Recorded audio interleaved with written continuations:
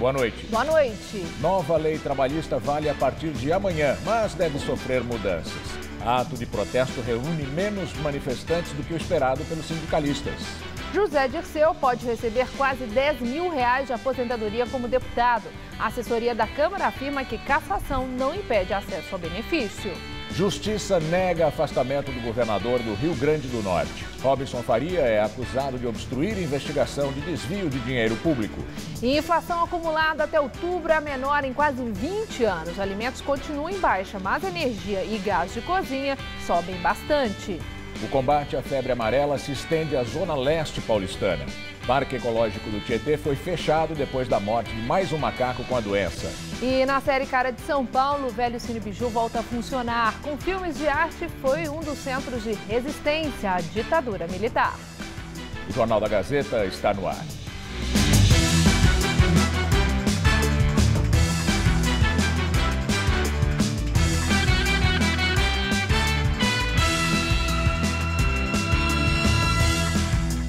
A polícia divulgou novos vídeos sobre a morte da costureira Marli de Araújo, de 43 anos, agredida pelo ex-companheiro no Bom Retiro, região central de São Paulo.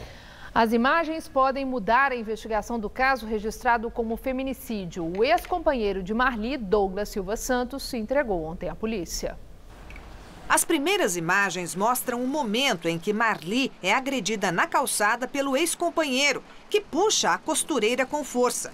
Depois, Marli leva um tapa e outro golpe que parece empurrar a cabeça dela contra a parede. Com base nesse vídeo, Douglas Silva Santos, que se entregou ontem, foi indiciado por feminicídio. Porém, novas imagens obtidas pela polícia mostram que, depois da discussão, o casal caminha de mãos dadas até um bar. Marli senta à mesa e parece agitada. Douglas sai e é agredido por 3 homens, entre eles o filho de Marli.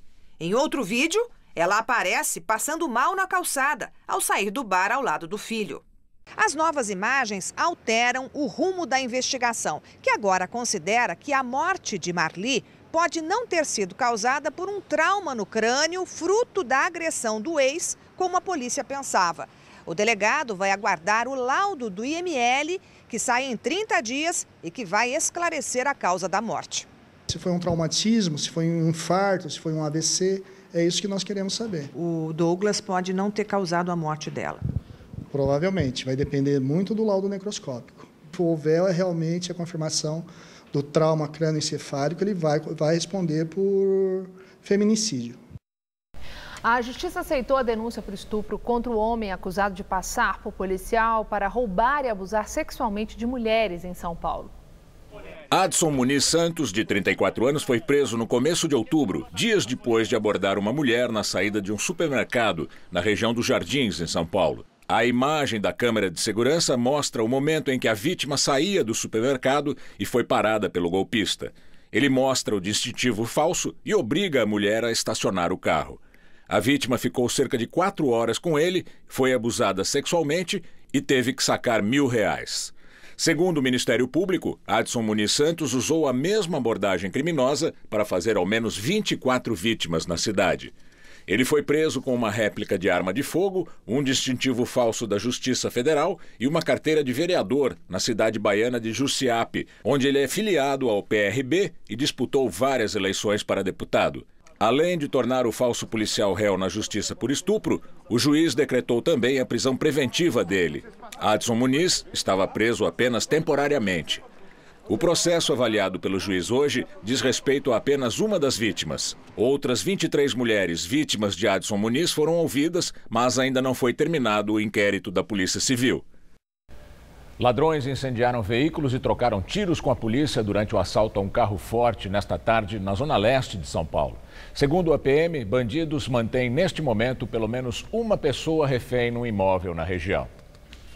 O ataque aconteceu contra um carro de uma transportadora de valores na Avenida Hageb Schoff, em São Mateus. Segundo a Polícia Militar, os bandidos colocaram fogo em carros para interditar a avenida.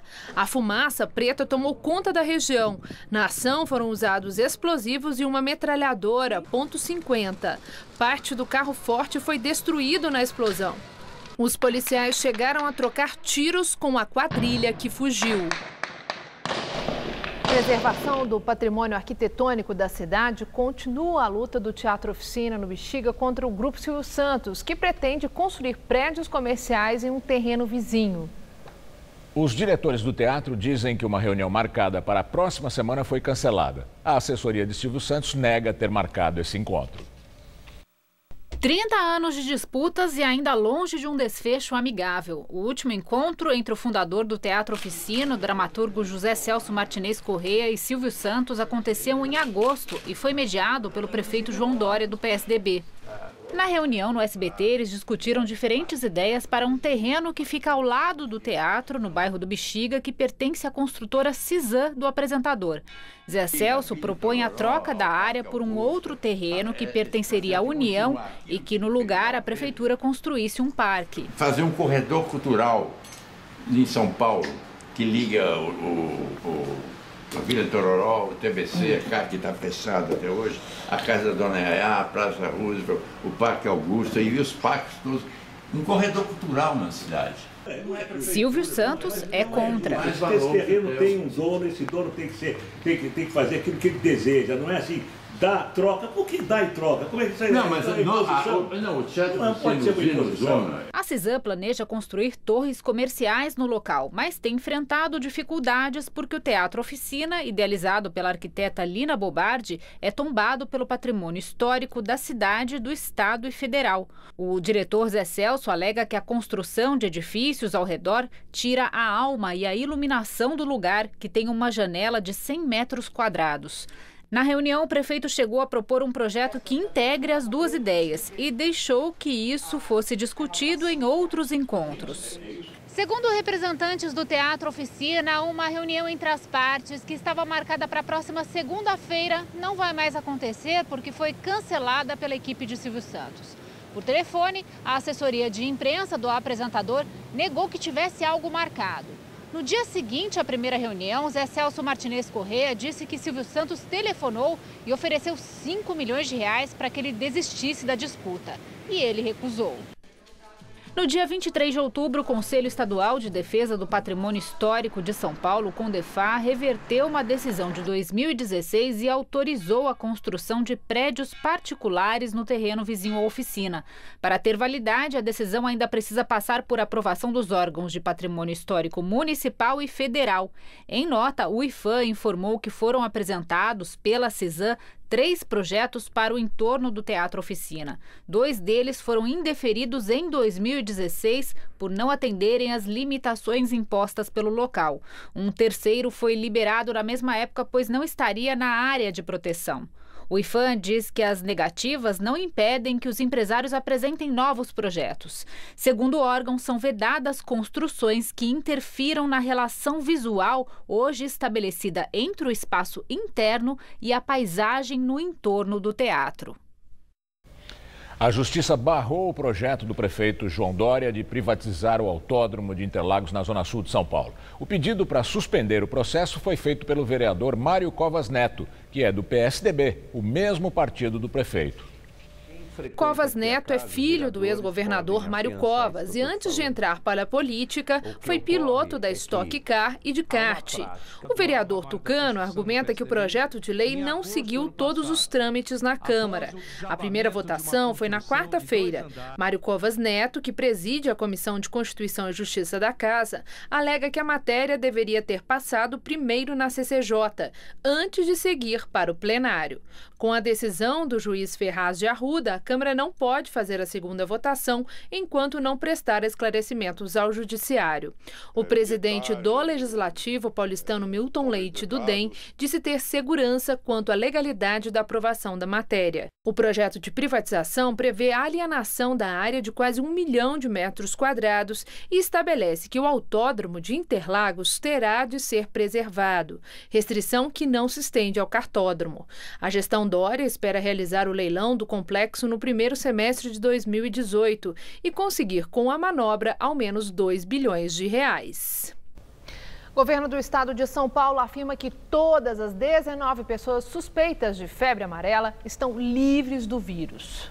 Este ano, no estado, foram registradas 10 mortes, nenhuma aqui na capital. A vacinação vai ser ampliada à Zona Leste e também a outras cidades da Grande São Paulo.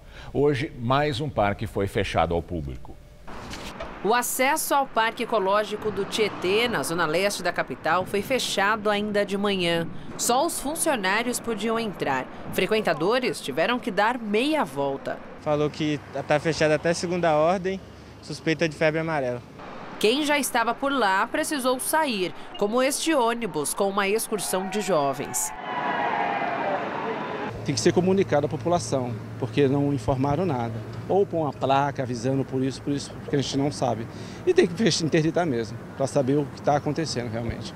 Dentro do parque existe um centro de recuperação de animais silvestres. No dia 20 de outubro, um macaco vindo da cidade de Cajamar chegou ao local para tratamento, mas morreu no dia 26 de febre amarela. Tudo que nós estamos fazendo é absolutamente preventivo. Nós encontramos o macaco, a vigilância e a SUSEM estão nas matas. Você faz o diagnóstico, a decisão é imediata. É o que está acontecendo.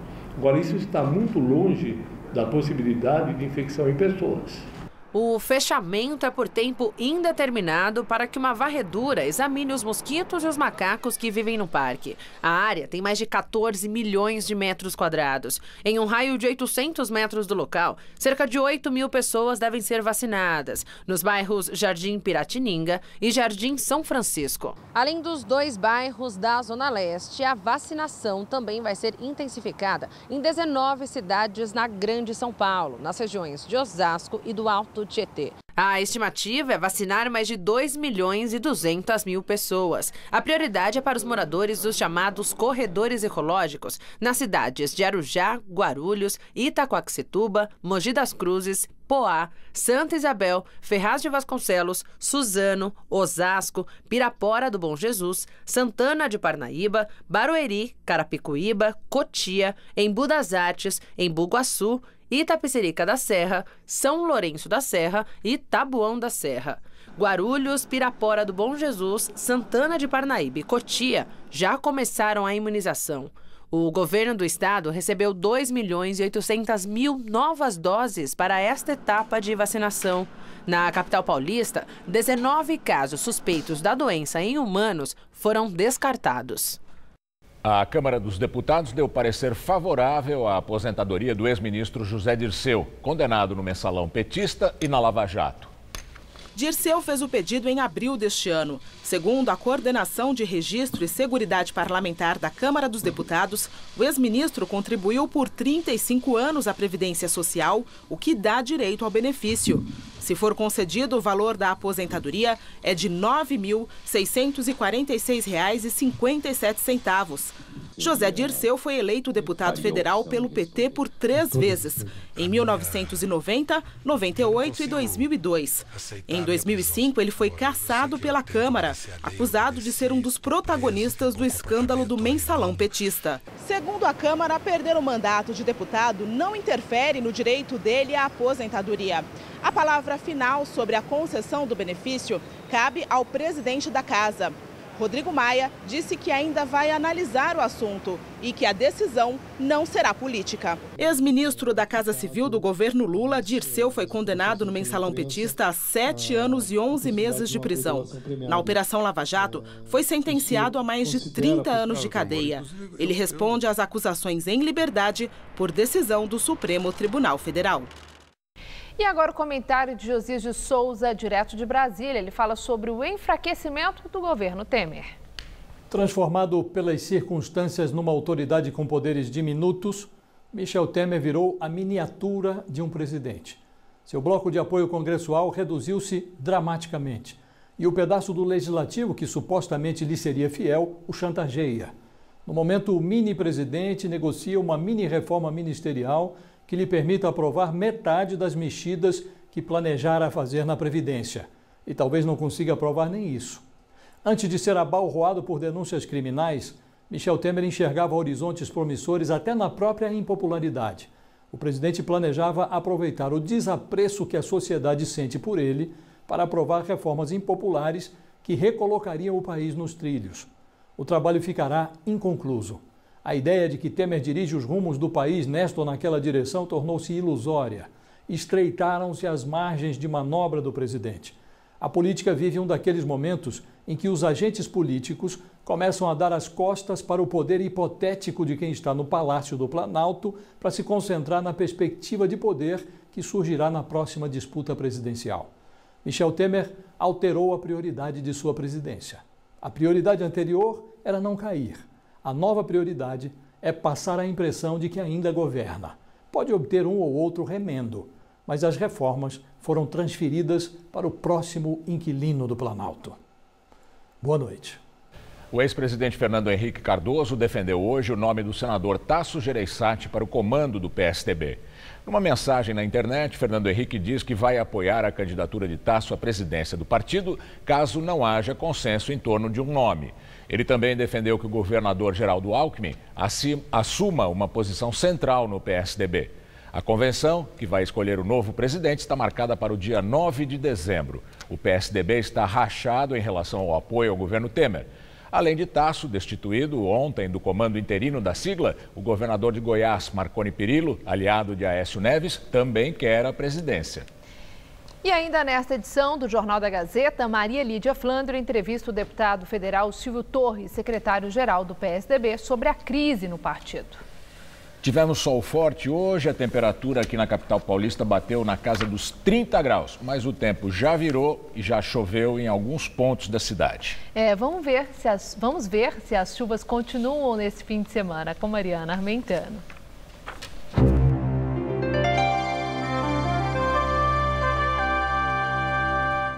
Segundo a meteorologia, tem chuva volumosa prevista aqui para o Sudeste nesse sábado.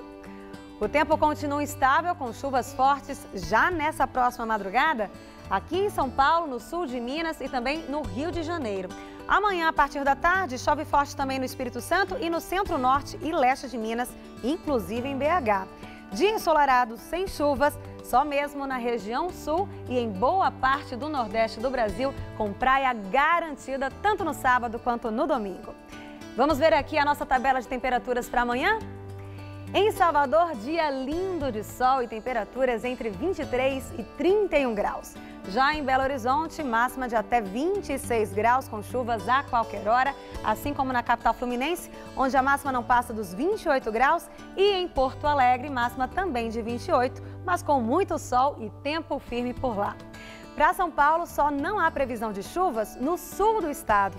Na maior parte do estado, o sol aparece com força e ocorrem rápidas pancadas de chuva a partir da tarde.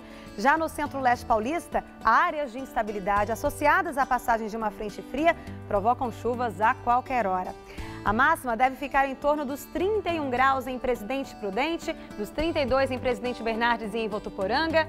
Em São José do Rio Preto, as temperaturas vão ficar entre 21 e 30 graus. E no litoral, o dia vai ser mais fresquinho, com chuvas a qualquer hora, com máxima de 23 graus em Santos e de 22 em Caraguatatuba. Para a região metropolitana, pode chover forte já a partir dessa madrugada, mas no domingo o tempo melhora. O sábado vai começar fresquinho, com mínima de 16, à tarde a máxima fica em torno dos 24 graus. No domingo esquenta, chega a fazer até 29, com sol e tempo firme, e continua assim na segunda-feira, com máxima prevista em torno dos 27 graus por aqui. O STJ negou o afastamento do governador do Rio Grande do Norte, Robson Faria, do PSD.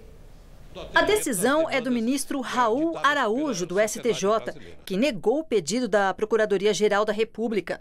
Além do afastamento do cargo, o Ministério Público Federal pediu que o governador fosse proibido de entrar na sede do governo estadual e na Assembleia Legislativa. No despacho, o ministro criticou os pedidos. Ele defendeu a prudência na aplicação de medidas cautelares penais, sobretudo em relação ao governador, que foi alçado ao posto pelo voto popular. Robson Faria foi denunciado em setembro.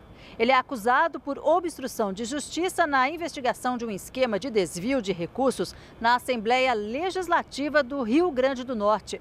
A denúncia da Procuradoria-Geral da República ainda será analisada pela Corte Especial do STJ, composta por 15 ministros. Se for acatada, o governador pode virar réu na ação penal. Robson Faria presidiu o Legislativo Potiguar de 2003 a 2010.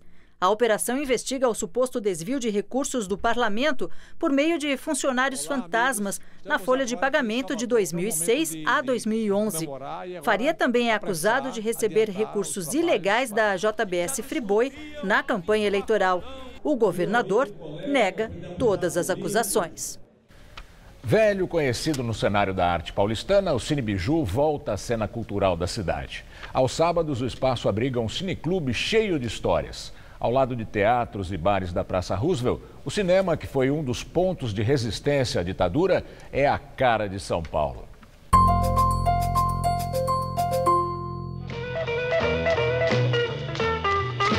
Cinema novo, cinema marginal, neorrealismo italiano, novela vague. Dona Tarria se lembra com carinho da época que vinha ao Biju assistir o que mais havia de interessante no cinema. Foi uma coisa diferente, né? Intelectualizada. Inaugurado em 1962, o Cine Biju foi um dos mais importantes cinemas da cidade. Na época da ditadura militar, foi símbolo de resistência. O ex-deputado estadual Adriano Diogo, do PT, destaca como o cinema foi importante no cenário político do período. O núcleo da esquerda, do teatro, do cinema, se reunia todinho aqui nesse pedaço, porque era tudo muito perto. Aqui a Bela Vista, onde tinha o Teatro Ruth Escobar, o Teatro Oficina aqui pertinho, né? O Teatro de Arena era ali, que era o point mais fantástico do Boal. As poltronas vermelhas revelam que aqui, nessa pequena sala, era possível se transportar para grandes cenários de um cinema crítico e inteligente. E que traziam temas que foram muito importantes no passado e que ainda são muito importantes no presente. Bijou, em francês, significa joia ou obra de arte. Para honrar o nome, eram exibidos filmes artísticos e alternativos. Os clássicos do cinema, todos, passavam aqui no Bijou. Eram aqueles filmes densos, né, assim, que a gente vinha para pensar. E somos infinita, eternamente filhos do medo, da sangria, no corpo do nosso irmão. Em frente ao Cine Biju, a musa do cinema brasileiro dos anos de 1960 e 1970, Helena Inês, fala sobre o tempo em que frequentou o local. Lembro de uma programação maravilhosa, muita novela vague. Eu acho que eu assisti Julie e Jim aí também no Cine Biju. Helena atuou em filmes como A Mulher de Todos e O Bandido da Luz Vermelha, de Rogério Sganzella. Oi, Jorginho. Quando é que você embarca para a Grécia? Situado na Praça Roosevelt, no centro de São Paulo, o Cine Biju reunia cinéfilos que estendiam as discussões dos filmes para os bares das ruas próximas. Quase 34 anos depois da inauguração, em 1996, o cinema encerrou as atividades. De lá para cá, vários projetos ganharam vida no prédio, principalmente peças de teatro. Além da arquitetura e de alguns rolos de filmes esquecidos, a essência do antigo cinema pode ser encontrada em um novo cineclube que abre aos sábados. Até o fim do ano, clássicos sobre jornalismo poderão ser vistos na telona, como o filme A Montanha dos Sete Abutres, de Billy Wilder.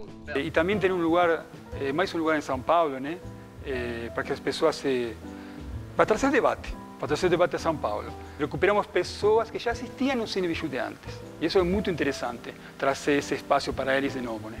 A volta do Cinema Biju, para muitos, veio na hora certa. É isso que a gente tem que fazer, é tomar os espaços, né? Retomá-los, trazer luz, cultura, alegria, né?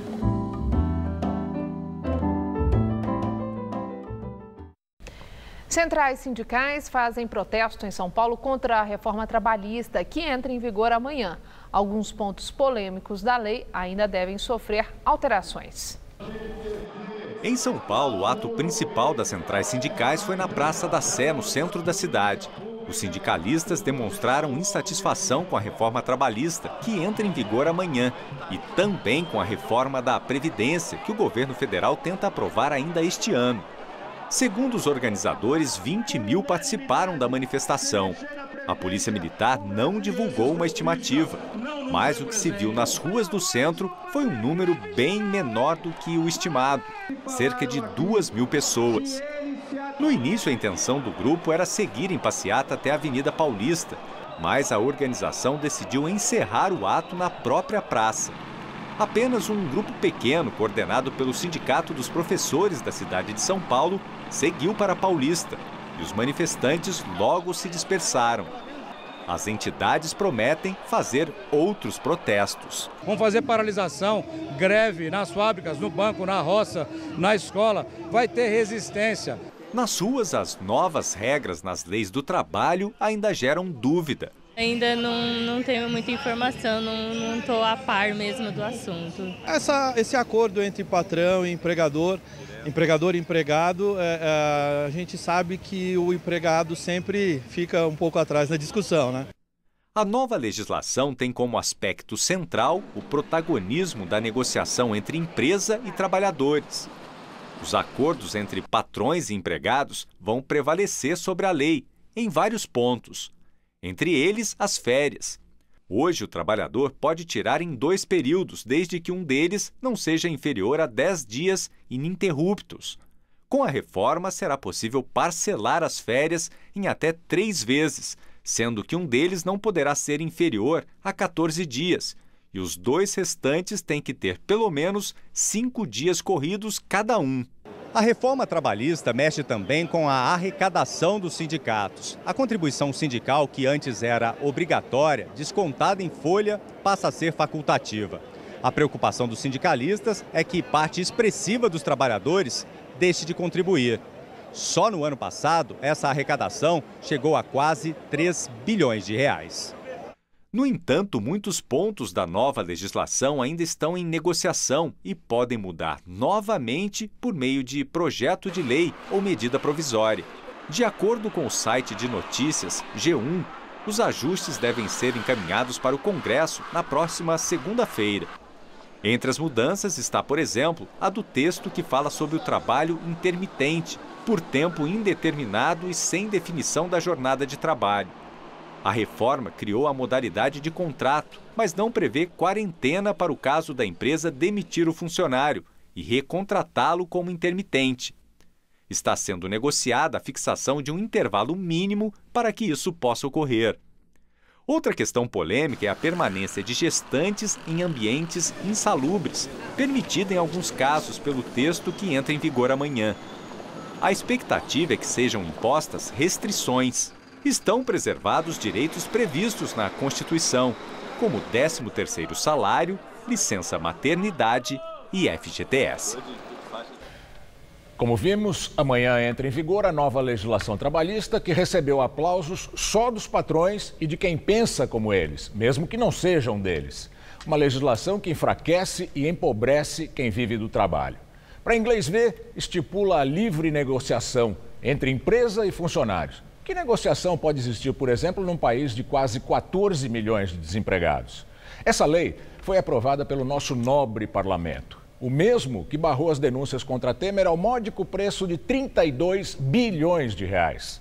Pois esse mesmo parlamento anunciou hoje que vai estar de folga por 10 dias por causa do feriado na quarta-feira da semana que vem. Carmen Lúcia, presidente do Supremo, percebeu uns dias atrás que haveria um feriado no sábado e o antecipou para sexta-feira. Todos os tribunais, todo o judiciário adotaram a mesma medida. São esses os nobres senhores que fazem e que julgam as leis que só os trabalhadores têm que cumprir. Inflação oficial registrou a menor taxa acumulada entre janeiro e outubro desde 1998. Nos 10 primeiros meses do ano, o IPCA registrou alta de 2,21%. Em outubro, a inflação teve alta de 0,42%. Esse resultado foi influenciado pelo aumento do preço da energia e do gás de botijão. E agora vamos ao comentário de economia com Vinícius Torres Freire. Neste ano, a inflação caiu rápido e bem além do esperado. Isso acabou dando uma ajudazinha extra no poder de compra dos salários e dos rendimentos em geral. No ano que vem, deve ser diferente, talvez o contrário. Vamos entender essa história. Vamos pegar o exemplo do salário mínimo. No começo deste ano, o salário mínimo foi reajustado em 6,5%. Esse reajuste era apenas a compensação da inflação do ano de 2016, é verdade. Não era aumento real. No entanto, como a inflação deste ano subiu muito pouco, os salários mantiveram seu poder de compra. Neste ano, a inflação medida pelo INPC deve subir só 2,5%. Então, para um reajuste de 6,5% em janeiro, houve apenas uma inflação de 2,5%. O INPC é o índice que mede a inflação de quem ganha até 5 salários mínimos. Em janeiro, agora, o salário mínimo vai ser reajustado em 3%. Mas a inflação prevista para 2018 é de 4,5% pelo INPC. Ou seja, os preços vão comer todo o reajuste do salário. Vai ser o contrário deste ano. Os reajustes do salário mínimo também corrigem os benefícios da Previdência, do INSS e outros benefícios sociais do governo. Mais de 31 milhões de pessoas recebem esses benefícios. A inflação baixa deste ano também vai influenciar as negociações salariais de quem ganha mais do que o mínimo. Os reajustes devem ser menores nos dissídios. Logo, vai haver uma pressão para baixo nos salários. É óbvio que é melhor ter inflação baixa e estável. É verdade que importante mesmo é ter reajuste real, ganho além da inflação. Mas é mais difícil haver ganho real quando a economia cresce pouco, há muito desemprego e muita gente com medo de perder o trabalho. Foi o caso deste ano de 2017. A melhora salarial, a melhorazinha, em grande parte veio da queda da inflação, não de crescimento econômico maior e queda do desemprego. A gente espera que 2018 seja um ano de crescimento econômico maior. Mas essa vantagem da queda rápida da inflação a gente não vai ter. Boa noite. E agora as notícias do esporte com Estela Gontijo e Celso Cardoso. Depois do esporte, Maria Lídia entrevista ao vivo o deputado federal Silvio Torres, do PSDB de São Paulo. A seleção brasileira passou fácil pelo Japão no penúltimo desafio do ano para a equipe do técnico Tite, né, Celso? Estela, nem precisou jogar bem para vencer a seleção japonesa em amistoso realizado hoje em Lille, na França. Neymar marcou um dos gols, perdeu pênalti e chorou na entrevista coletiva. Brasil e Japão jogaram em Lille, no norte da França, e o árbitro de vídeo já deu as caras logo aos 7 minutos de partida. Yoshida agarrou Fernandinho na área e o recurso eletrônico foi fundamental para a marcação do pênalti. Neymar foi para a cobrança e não desperdiçou. Aos 15, Gabriel Jesus tentou dominar a bola na área, foi derrubado por Yamaguchi e o juiz dessa vez não precisou de ajuda para marcar a penalidade. Só que Neymar parou na grande defesa de Kawashima. Os japoneses mal puderam respirar aliviados. Logo na sequência, Marcelo pegou uma sobra de bola fora da área e mandou a bomba. Golaço! 2-0 Brasil.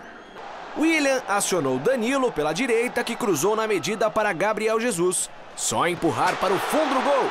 3-0. Aos 10, mais uma vez o árbitro de vídeo entrou em ação, apontando o tapa na cara dado por Neymar, o que acabou rendendo um cartão amarelo. Aos 17, o Japão conseguiu descontar na cabeçada de Makino após cobrança de escanteio. E ficou nisso. Brasil 3, Japão 1, placar final. É uma coisa que vem incomodando, sim. Né? Conversei até com o professor Tite, com o Edu, né? que é uma coisa que vem ferindo aos poucos, né? Sobre essas invenções, sobre de quem não está dentro do Paris, de quem não está dentro do nosso dia a dia, fica falando besteiras, fica inventando coisas. Tome cuidado para não generalizar e principalmente tome cuidado com o caráter e com a índole. E eu posso falar do caráter, da índole, do Neymar e do grande coração que ele tem.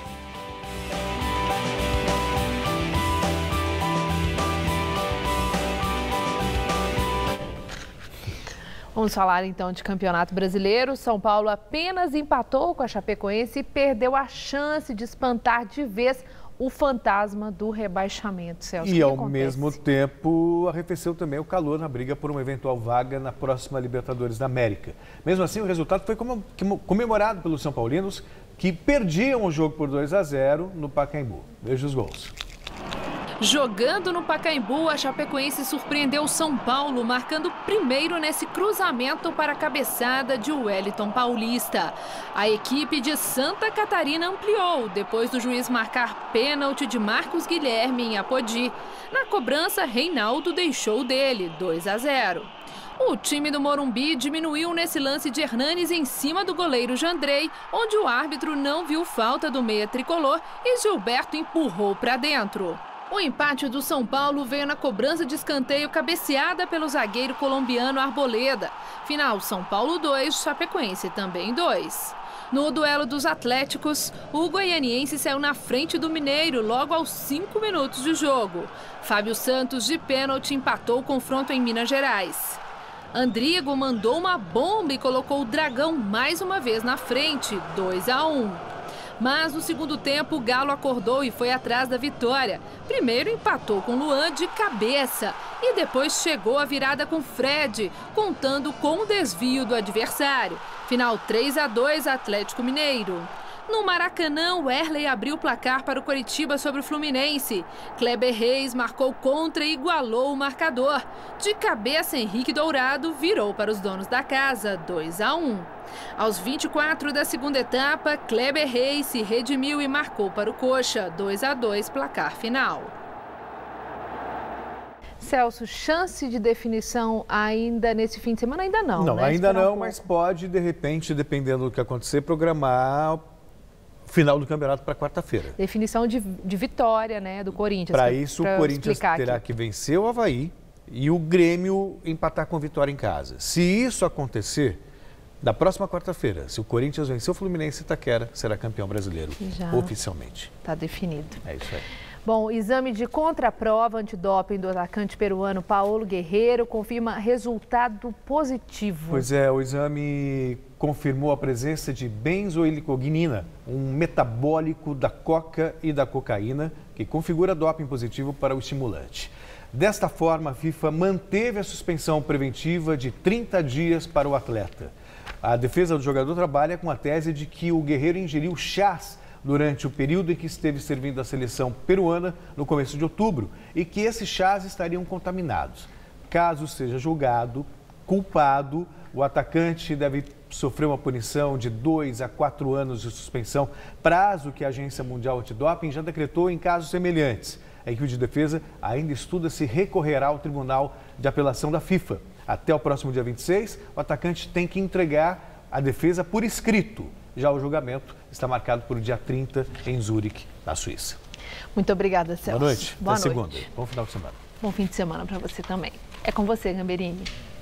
O caso de William Vac, âncora afastado do Jornal da Globo, continua repercutindo.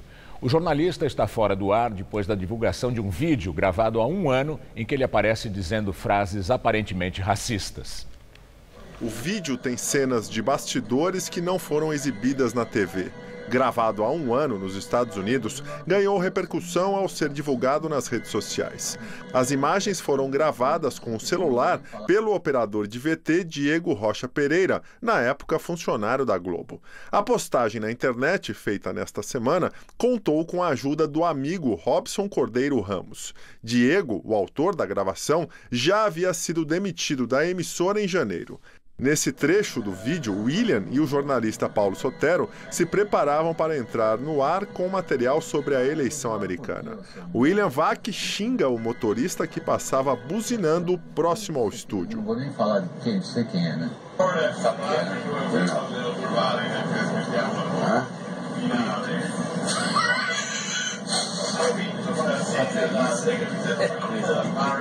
Sim, com certeza. Ao site da rádio Jovem Pan, Diego diz fazer parte do movimento negro e que só vazaram agora o vídeo por medo de ser demitido. Após a gravação vir a público, a TV Globo afastou o jornalista do ar até que o caso seja esclarecido. Em comunicado, a emissora diz que é visceralmente contra o racismo em todas as suas formas e manifestações e que nenhuma circunstância pode servir de atenuante. O texto afirma ainda que Vac não se lembra do que disse, já que o áudio não tem clareza, mas pede sinceras desculpas àqueles que se sentiram ultrajados pela situação. William Vac tem 65 anos e é um veterano repórter de guerra e coberturas internacionais.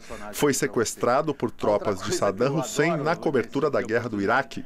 É autor de livros clássicos sobre a participação do Brasil na Segunda Guerra Mundial. Escreveu outros sobre a identidade de Olga Benário Prestes como agente oficial soviética no Brasil. É graduado em jornalismo e sociologia pela USP e pela Universidade Alemã de Mainz. Já trabalhou nos principais principais veículos de comunicação do país. Ele é enteado do também jornalista Oliveiros Ferreira, que morreu no mês passado. Oliveiros, que era afrodescendente, foi redator-chefe do jornal O Estado de São Paulo, professor da USP e também cientista social. O presidente francês Emmanuel Macron terminou hoje uma visita surpresa ao Oriente Médio na tentativa de intermediar as tensões entre o Líbano e a Arábia Saudita. Em Riad, o presidente francês discutiu a situação de Beirute depois do primeiro-ministro libanês Saad Hariri deixar o cargo alegando risco de vida. Segundo informações oficiais, o presidente francês fez questão de reforçar tanto para o herdeiro do trono saudita quanto para o ex-líder libanês que a estabilidade da região deve ser o foco de toda e qualquer atitude política. Macron discutiu também a situação no Iêmen depois da coligação liderada pelos sauditas ter fechado todas as rotas que levam ao país, porque rebeldes Houthis lançaram um míssil que foi interceptado perto de Riad. E agora vamos ao comentário de política internacional com João Batista Natali. O clima esquentou no Oriente Médio e no Golfo Pérsico. O último capítulo aconteceu ontem, quando a Arábia Saudita anunciou que estava retirando todos os seus cidadãos do Líbano. Mas os sauditas não têm nada contra os libaneses. Eles quiseram atingir o Hezbollah, que é uma mistura de partido político e milícia armada que hoje tem no Líbano nas mãos. O Hezbollah é uma ponta de lança dos interesses da região dos xiitas e bate de frente com a Arábia Saudita, que patrocina a corrente rival do islamismo, os sunitas. Pois bem, atrás do Hezbollah está o Irã, que é a única potência militar xiita do mundo islâmico. A Arábia Saudita não quer que o Irã se fortaleça, o que poderia ameaçá-la. A Arábia Saudita é um imenso deserto com apenas 28 milhões de habitantes, mas tem o petróleo e os locais sagrados para os muçulmanos. O Irã tem 3 vezes mais gente, também tem petróleo e procura ocupar uma posição estratégica que até há 15 anos era ocupada pelo Iraque, um país que afundou depois da invasão americana. Pois bem, o enredo dessa história está no controle geopolítico da região. O curioso é que até Israel, que não tem nem relações diplomáticas com esse monte de vizinhos árabes, apoia a Arábia Saudita, porque acredita que pagaria um preço alto em caso de fortalecimento do Irã. O Líbano entra nessa história de gaiato. O primeiro-ministro libanês renunciou ao cargo sábado passado, acusando o Hezbollah e o Irã de não deixarem governar. O nome desse primeiro-ministro é Saad Hariri, pois ele estava e continua na Arábia Saudita. Quem o visitou de surpresa foi o presidente da França, Emmanuel Macron. A França tem ligações históricas com o Líbano, que já foi no passado um protetorado francês. Tudo isso parece muito confuso. É um tabuleiro de xadrez com muitas mãos mexendo ao mesmo tempo nas peças. Os Estados Unidos acreditam que dessa vez ainda não vai ter guerra, mas a Arábia Saudita e o Irã já estão aquecendo as turbinas. Infelizmente. É assim que o mundo gira. Boa noite. Daqui a pouco, Maria Lídia entrevista Silvio Torres, deputado federal e secretário-geral do PSDB, sobre a crise no partido. Até já. Ai, menina, sabe o Pedro lá do trabalho? Do almoxarifado? Isso. É, que bonito, mas estranho. Ele mesmo. O que tem? Acho que eu vou investir nele. Ai, amiga, se joga, investe. Falando nisso, esqueci de investir uma grana que tá na minha conta. Peraí, já vou. Ih, tá se complicando, madame. Faz no app. Epa! No app Bradesco, você faz investimentos sem gastar seu 3G. Epa. Epa não, app. Bradesco, pra frente.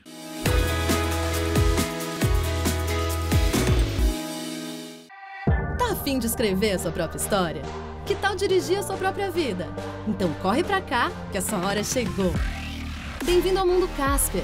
O lugar certo para você pensar, criar e questionar. Na Casper, razão e emoção se unem para fazer diferente, fazer melhor. E você? Aceita o desafio?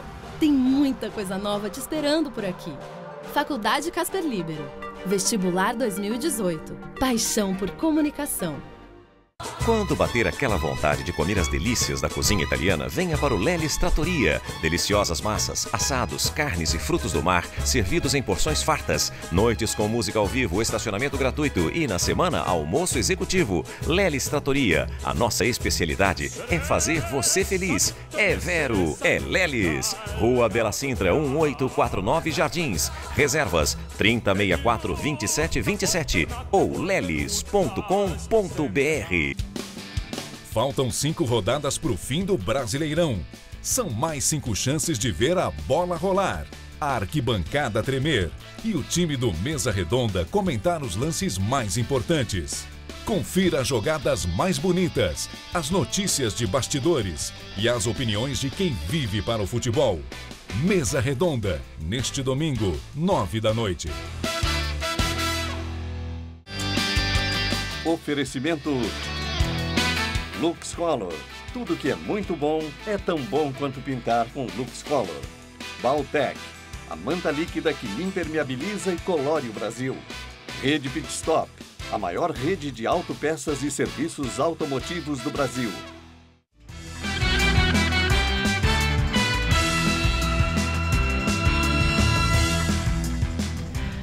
A ampliação do racha no PSDB na entrevista do dia com Maria Lídia Flandoli.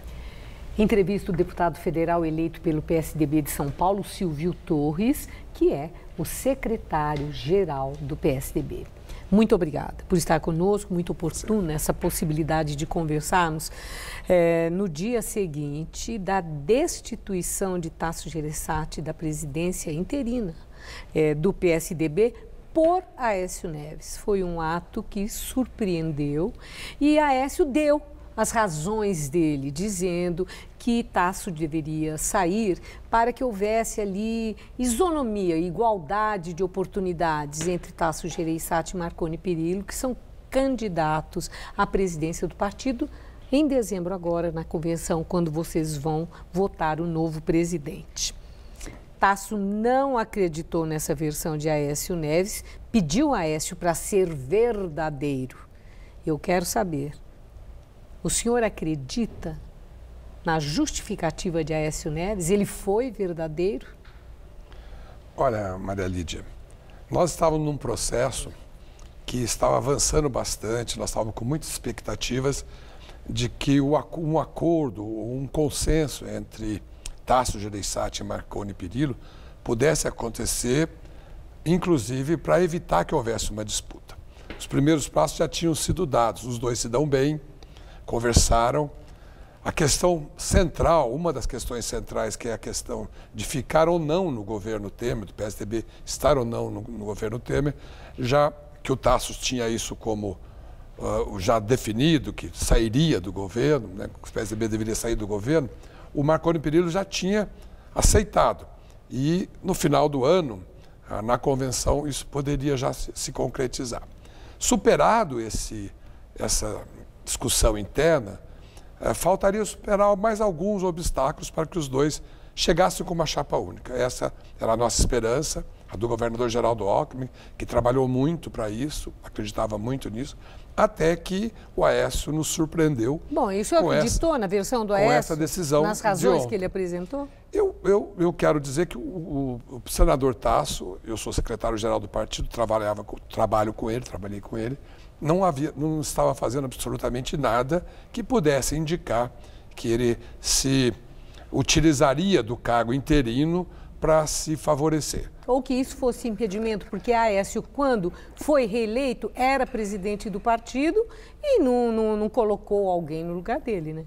E também não acho que não desequilibraria, não há o que fazer para desequilibrar há 30 dias da eleição, né? Mas, deputado, então é claro, está vendo aí muita reflexão sobre tudo isso, porque é claro, na política nós temos que ver o texto e o subtexto. Uhum. E fica a indagação, se isso foi um ato isolado do Aécio Neves ou aí teve mandante. Porque chamou a atenção e inclusive desperta grandes suspeitas o fato dele ter se aconselhado com várias pessoas antes, conforme foi veiculado, que ele teria conversado com os ministros tucanos que estão no governo Temer, com outros ministros, com Eunício Oliveira, com o próprio Renan Calheiros, que são lideranças do PMDB, mas ele não falou nadinha com Geraldo Alckmin. Então entra aí, Alckmin se mostrou muito surpreso. entra então a indagação, se as digitais de Michel Temer estão aí, se Aécio Neves está pagando uma conta para o apoio que ele teve quando ele esteve ali quase num estado terminal no Senado, pelo afastamento determinado pelo Supremo. Então a indagação é essa. Existe aí toda uma estratégia política armada por Temer, pelos ministros tucanos, governistas, pelo próprio Serra e pelo Goldman? Olha, Maria, eu não diria isso, não concordaria. É uma pergunta. Não concordaria com isso. E diria o seguinte, na conversa que o Tasso Gereissati teve com o Aécio Neves, quando o Aécio foi pedir a ele que se afastasse, relatou a ele, conforme o próprio Tasso disse em entrevista, que estava sofrendo muitas pressões. Não disse quais pressões. Nós temos clareza de que o governo tem interesse em manter o PSDB, os quadros do PSDB no seu governo, e que o Tasso é contra isso. E que o governo, obviamente, gostaria que o Tasso não fosse o presidente do partido. Sim, mas pode ter sido uma reação. Agora, eu não tenho como afirmar na prática se isso aconteceu. Mas vem indicadores de que possa?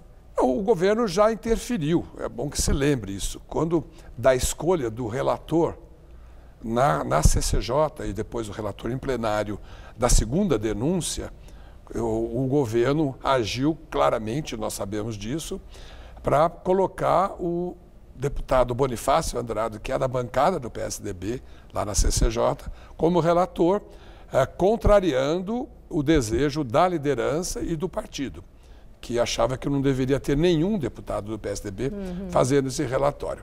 E lá ficou claro que o governo estava interferindo, como eu acho que pode tentar continuar interferindo. Bom, não vamos aceitar. Sim, agora é claro, dentre aquelas atitudes, entre aspas, suspeitas, né, que levam a todas essas reflexões, o fato de Geraldo Alckmin, que é a grande liderança no momento, é um nome para o qual girava, assim, se encaminhava, parece que um consenso para ser o candidato à presidência da República pelo PSDB. Cresceu muito essa ideia, essa condição de Alckmin como o melhor nome, a melhor liderança para a presidência. Então, essa estratégia que eu coloquei, que está sendo especulada, pode ter dado início à fritura do nome de Geraldo Alckmin como candidato do PSDB à presidência da República? Eu não creio, Maria Lídia, não creio. Eu acho que dentro do PSDB, de tudo que a gente ouve, né, na área política especialmente, não só no nosso partido, como partidos aliados, o nome do Alckmin é um nome praticamente consolidado. Nós estamos no caminho de chegar à convenção e anunciá-lo. É a previsão, está dentro da nossa agenda. Esse fato ocorrido ontem é evidente que coloca, né, algum tumulto nesse processo, mas eu acho que nós vamos rapidamente superar isso, porque o PSDB, indicando o seu candidato, essas divisões internas, elas vão arrefecer. Eu não tenho nenhuma dúvida disso. E Fernando Henrique, hoje, Jornal da Gazeta, mostrou isso. Fernando Henrique soltou uma nota em solidariedade a Tasso Gereissati. Ele pede a unidade do partido, ele pede tolerância às divergências de opiniões e ele também dá maior apoio ao nome de Geraldo Alckmin. Isso tem um peso significativo, encerrando. O Fernando Henrique é um nome, né, que dentro do PSDB é respeitado por todos. A sua manifestação anterior já apontava para que o PSDB tivesse uma atitude bastante firme com relação às expectativas da sociedade. Okay. Ele foi surpreendido com essa decisão também e acho que ele está indicando um rumo para o partido que vai nos levar à vitória. Muito obrigada por sua entrevista. Uma boa noite. Boa noite. O Jornal da Gazeta termina aqui. Boa noite. Boa noite.